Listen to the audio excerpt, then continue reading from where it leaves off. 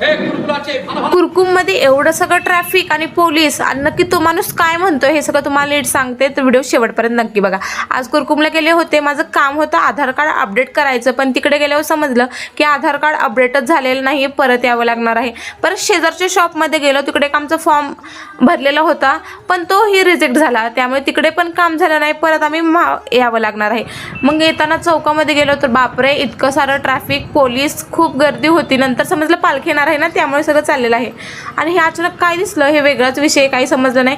खूप साऱ्या बायका म्हणजे जेंट्स लोक बघत होते तिथं थांबून, पण मला पण शेवटी काही समजलं नाही. ट्रॅफिकमध्ये होतो आणि नंतर आम्ही एका ठिकाणी गेलो. खूप छान म्हणजे खूप छान एरिया आहे, मला आवडलं. एक छान बिल्डिंग होती. आता सगळ्यात महत्त्वाचं, हा माणूस काय म्हणतोय तुम्हाला समजतंय का?